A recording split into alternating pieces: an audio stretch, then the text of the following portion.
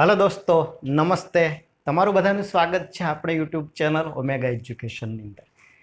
જે વિદ્યાર્થીઓ ધોરણ 9 માંથી ધોરણ 10 ની અંદર પ્રવેશી રહ્યા છે એવા વિદ્યાર્થીઓ માટે આપણે આજેથી એક નવા ટોપિકની શરૂઆત કરવા જઈ રહ્યા છીએ। એ છે ધોરણ 9 અને 10 બંનેને જોડતો એવો બ્રિજ કોર્સ આપણે કરીશું। એવા ટોપિક જે ધોરણ 10 ની અંદર આવતા હોય અને જેનો પાયો તમે ધોરણ 9 ની અંદર શીખ્યા હોય, ધોરણ 8 ની અંદર શીખ્યા હોય એવા કેટલાક બેઝિક ટોપિક છે એની ચર્ચા આપણે આજે કરવી છે। વિદ્યાર્થી મિત્રો, ગણિત છે એવો વિષય છે કે જે એક પછી એક ધોરણ સાથે પોઈન્ટ જોડાયેલા હોય। એટલે કે તમારે 10મા ધોરણને જો સારી રીતે ક્લિયર કરવું હોય તો ધોરણ 9 નો પાયો, ધોરણ 8 નો પાયો, ધોરણ 7 નો પાયો એકદમ ક્લિયર હોવો જોઈએ। તો એવા કેટલાક ટોપિક જે ધોરણ 9 ની અંદર શીખ્યા છો, ધોરણ 8 ની અંદર શીખ્યા છો અને ધોરણ 10 ના બેઝ સ્વરૂપે આવે છે, આવા કેટલાક ટોપિક છે એની આજે ચર્ચા કરવી છે આપણે। સૌથી પહેલી આજે ભૂમિતિના બે મુદ્દાઓની વાત તમને મારે સમજાવવી છે। જો ધોરણ 10 ને તમારે તૈયાર કરવું હોય તો આ ટોપિક તૈયાર કરવા જરૂરી છે। અને આમ તો આખું ગયું વર્ષ છે લોકડાઉનના કારણે તમારો અભ્યાસ કદાચ ઘણા બધા વિદ્યાર્થીઓનો અભ્યાસ છે એ બહુ ક્લિયર ન પણ હોય। તો હું તમને જે કરાવીશ, મારી જે મેથડ છે ભણાવવાની એ છે બિલકુલ 0 લેવલથી શરૂ કરીને હાઈ લેવલ સુધી લઈ જવાય। એટલે નબળામાં નબળો વિદ્યાર્થી જેનો બેઝ બિલકુલ નબળો છે એવા ટોપિકથી પણ આપણે શરૂઆત કરીશું। આજે આપણે ત્રિકોણના કેટલાક મુદ્દાઓ સમજવા છે। ધોરણ 10 ની અંદર ત્રિકોણનું પ્રકરણ આવે છે, જે ધોરણ 9 ની અંદર તમે શીખીને આવ્યા। તો એનો જે કોન્સેપ્ટ છે, ગણિતની અંદર યાદ રાખો, 3 વસ્તુ જો તમારી ક્લિયર હોય તો તમારું ગણિત ક્યારેય નબળું ન પડે। એક તો તમે જે વસ્તુ, જે ટોપિક શીખો છો એની બરાબર તમારા માઇન્ડની અંદર એનો કોન્સેપ્ટ, થિયરી, સમજૂતી ક્લિયર હોવી જોઈએ। બીજી વસ્તુ છે કે તમારું જે કેલ્ક્યુલેશન છે, ગુણાકાર, ભાગાકાર, ઘડિયા, આ બધું બહુ ઝડપી થવું જોઈએ। અને ત્રીજી વસ્તુ છે કે જે કોન્સેપ્ટ તમે સારી રીતે સમજાય અને દાખલાની અંદર તમને પ્રેક્ટિકલ ઉપયોગ કરતા આવડવો જોઈએ। જો 3 વસ્તુ તમે સારી રીતે શીખી જાઓ તો તમારા ગણિતની અંદર પૂરા માર્ક મળી શકે। આજે આપણે શરૂઆત કરવી છે ત્રિકોણના મુદ્દાઓ। ત્રિકોણનો કેટલાક બેઝિક કોન્સેપ્ટ જે ધોરણ 10માં તમે શીખવાના છો એને તમને હું સારી રીતે ક્લિયર કરાવીશ।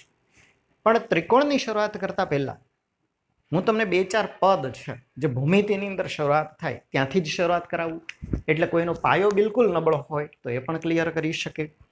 આપણે જે બધી ભૌમિતિક આકૃતિઓ દોરીએ છીએ એ બધી આકૃતિઓનો મેઇન પોઈન્ટ હોય છે બિંદુ। બધી આકૃતિઓ છે ભૂમિતિની, તમે જે પણ આકૃતિ દોરો છો એ શેનાથી દોરો છો? બિંદુઓથી દોરો છો। બિંદુ કોને કહીએ છીએ? બિંદુ એટલે ટપકું। બિંદુને આપણે આવી રીતે પોઈન્ટ કરીને દર્શાવીએ છીએ। બિંદુને લંબાઈ, પહોળાઈ, ઊંચાઈ એવું કોઈ પરિમાણ હોતું નથી। બિંદુને દર્શાવવા માટે દાખલા તરીકે અહીં બિંદુ દર્શાવ્યું છે, આ બિંદુને આપણે નામ આપીએ છીએ એ બિંદુ। કોઈ બીજું બિંદુ અહીં દર્શાવ્યું છે, આ બિંદુને આપણે નામ આપીએ દાખલા તરીકે બી બિંદુ। તો બિંદુને કેપિટલ લેટરથી હંમેશા દર્શાવાશે, સ્મોલ લેટર ક્યારેય તમે ઉપયોગ નહીં કરો। એ બિંદુ દર્શાવ્યું છે, આવી રીતે લખાશે નહીં। તો આવા નાના નાના બેઝિક મુદ્દાઓ છે જે ઘણા વિદ્યાર્થીઓના ક્લિયર હોતા નથી। તો એ બિંદુ આપ્યું છે, આ બી બિંદુ છે, તો બિંદુની વાત થઈ। એના પછી તમે થોડો પોઈન્ટ શીખ્યા છો રેખાને લઈને। રેખા, રેખા કોને કહો છો તમે? રેખા બિંદુઓથી બનેલી છે, બંને બાજુ આપણે એરો દર્શાવીએ છીએ। એરો દર્શાવો છે એનો અર્થ થાય છે કે રેખા અનંત સુધી ચાલે છે બંને તરફ।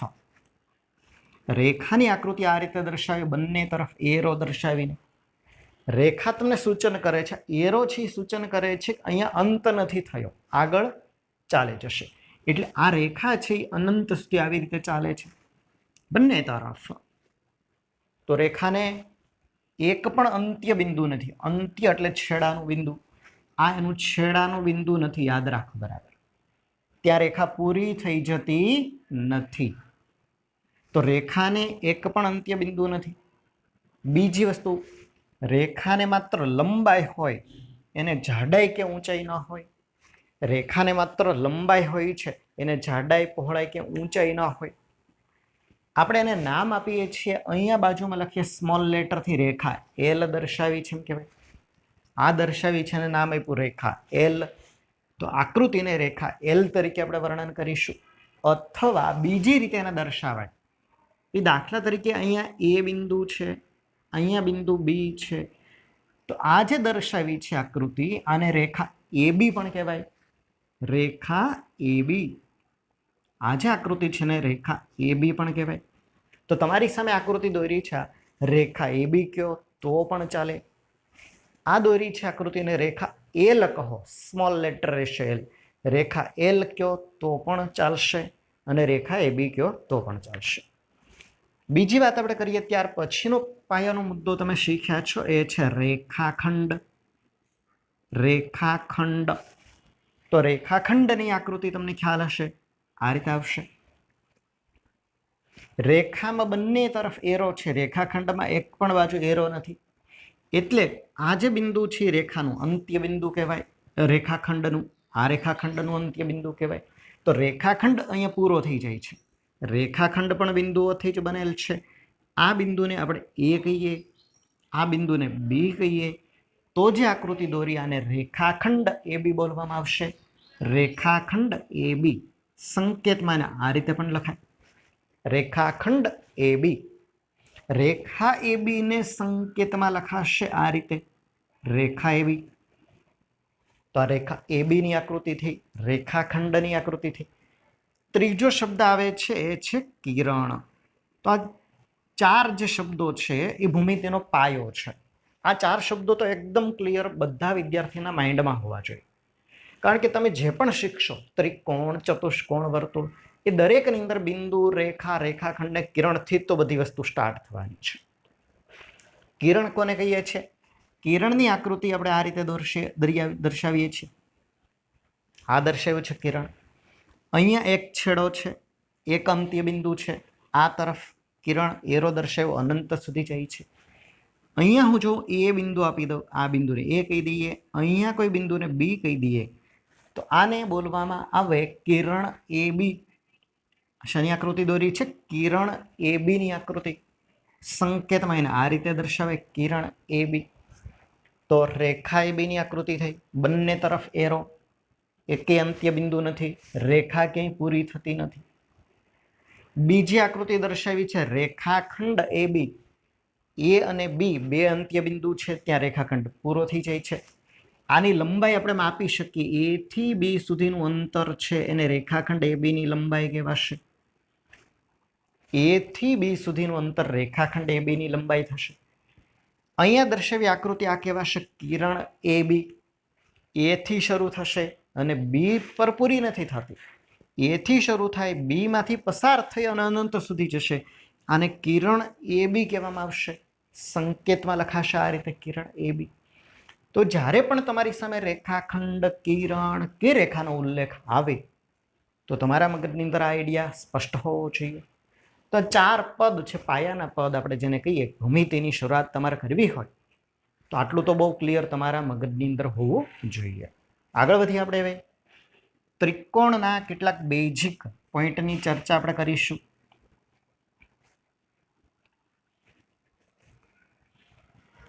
મને લાગે છે કે મોટા ભાગના વિદ્યાર્થીઓ છે ને ત્રિકોણનો પાયાનો ખ્યાલ તો હશે જ, પણ હું તમને છતાં પણ બિલકુલ 0 લેવલથી ત્રિકોણની સમજૂતી બતાવું છું. ત્રિકોણની વાત આપણે કરીએ તો ત્રિકોણની આકૃતિ આપણે દર્શાવીએ. અહીંયા હું દર્શાવું છું ત્રિકોણની આકૃતિ. આ દર્શાવ્યો છે ત્રિકોણ. આકૃતિ તો બધાને ખ્યાલ છે.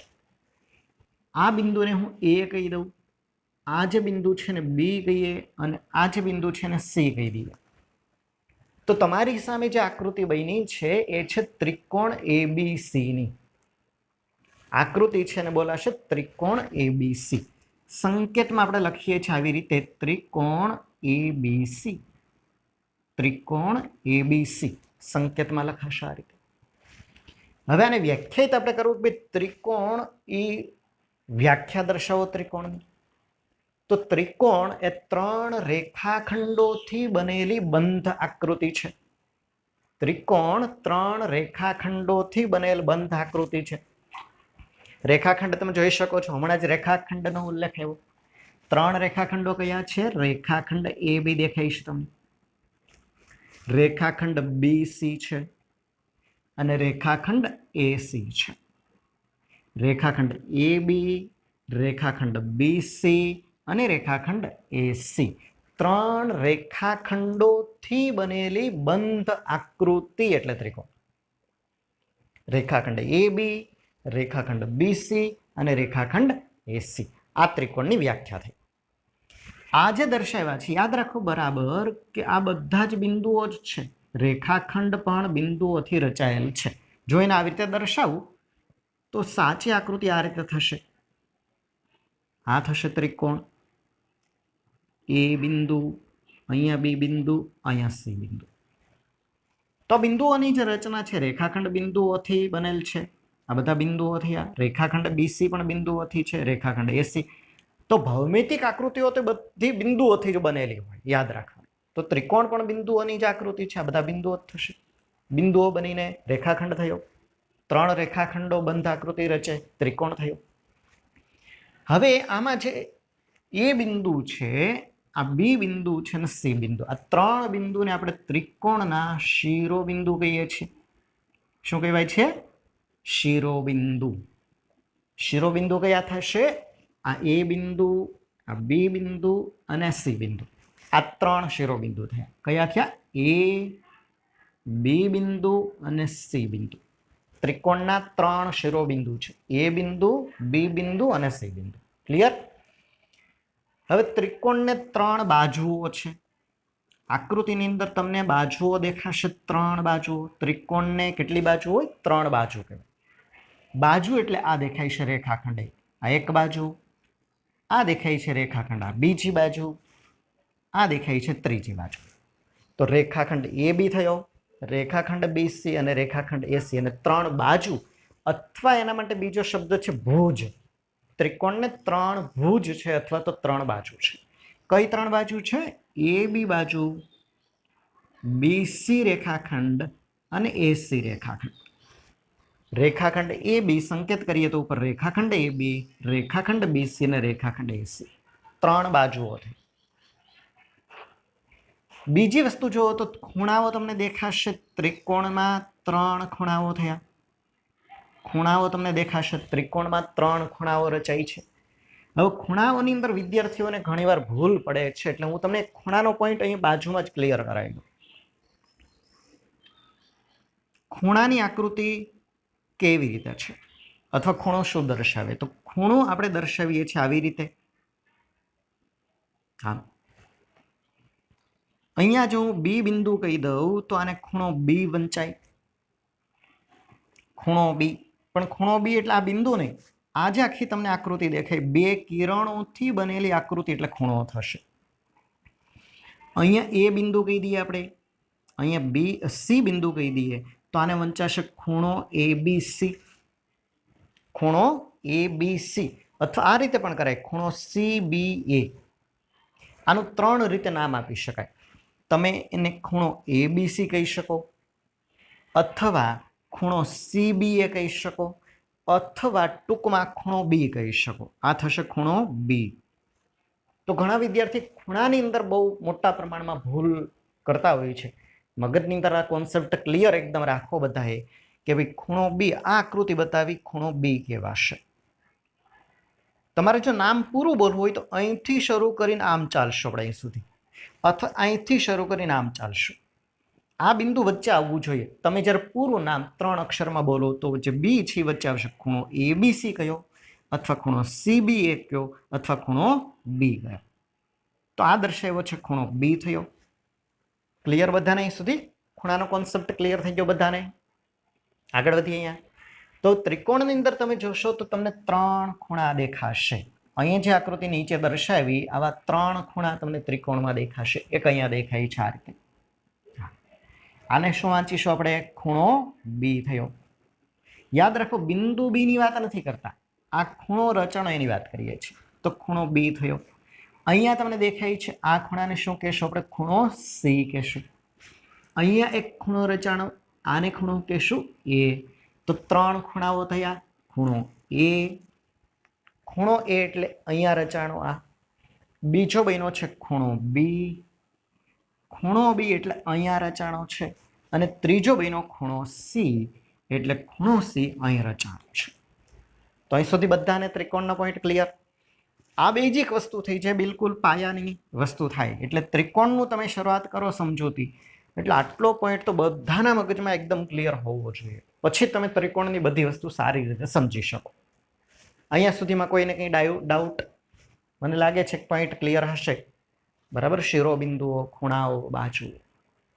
હવે ત્રિકોણને કુલ 6 અંગ કહેવાય. કેટલા અંગ છે? 6 અંગ.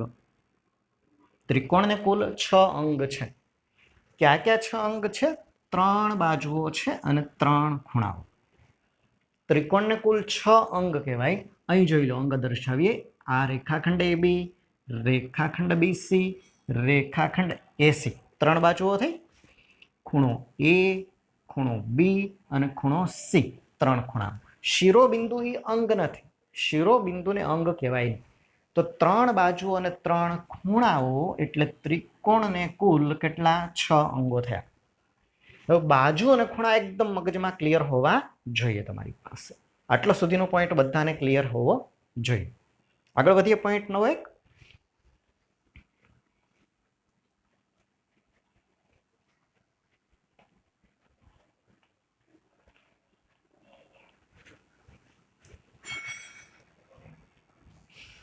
હવે આપણે ત્રિકોણને લઈને થોડાક ખૂણા અને બાજુને લઈને થોડાક બીજા કેટલાક શબ્દોની સમજૂતી જોઈ લે. આટલો પોઈન્ટ જો તમે ક્લિયર કરી નાખશો તો ત્રિકોણમાં તમારું કેમ અટકશે નહીં. અહીંયા હું દર્શાવું છું ત્રિકોણ ABC. ત્રિકોણ ABC દર્શાવ્યો છે. હવે ખૂણો A અહીં દર્શાવું. ખૂણો A છે અને એમ પૂછવામાં ખૂણા A ની સામે કઈ બાજુ આવશે? ખૂણા A ની સામેની બાજુ પૂછી છે. ખૂણા A ની સામેની બાજુ તમને દેખાશે આ. તો ખૂણો A હોય તો એની સામે બાજુ કઈ થાય? BC બાજુ. સામેની બાજુ BC.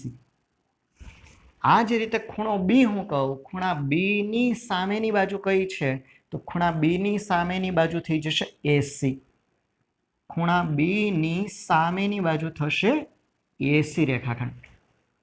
આ જ રીતે હું તમને પૂછું ખૂણા C ની સામેની બાજુ બતાવો તો ખૂણા C ની સામેની બાજુ થશે રેખાખંડ AB. તો ખૂણા C ની સામેની બાજુ છે રેખાખંડ AB. રેખાખંડ AB. તો ખૂણો A તેની સામેની બાજુ કહેવાશે રેખાખંડ BC. ખૂણો B લો તો એની સામે બાજુ રેખાખંડ AC અને ખૂણો C લો તો એની સામેની બાજુ રેખાખંડ AB થશે. આનાથી ઉલટું પણ વિચારી શકાય. બાજુ હું તમને બોલું કે ભાઈ રેખાખંડ AB છે. રેખાખંડ AB ની સામે કયો ખૂણો આવશે? રેખાખંડ AB ની સામે ખૂણો આવશે ખૂણો C. રેખાખંડ BC લઉં, BC બાજુની સામેનો ખૂણો આવશે ખૂણો A. અને એ જ રીતે AC બાજુ લઉં તો AC બાજુની સામેનો ખૂણો કહેવાશે ખૂણો B. મને લાગે છે કે આટલો તો આકૃતિ ઉપરથી તમને સમજ પડી જશે. ખૂણાની સામેની બાજુ અથવા તો બાજુની સામેનો ખૂણો. આ થોડાક બેઝિક કોન્સેપ્ટ ત્રિકોણના હતા. આગળના થોડાક મુદ્દાઓ ત્રિકોણને લઈ અને આપણે નેક્સ્ટ લેક્ચરની અંદર લેશું અને એની સાથે એવા જ મુદ્દા ચતુષ્કોણના જે ધોરણ 10ની અંદર અગત્યના હોય એવા ટોપિક આપણે લેશું. તો ધોરણ 9, 10 અને 11, 12ના વિદ્યાર્થીઓ માટે આપણી ચેનલ ખાસ હેલ્પફુલ રહેશે. તો હવે વિદ્યાર્થીઓ આપણી ચેનલ સાથે જોડાયેલા રહેશો.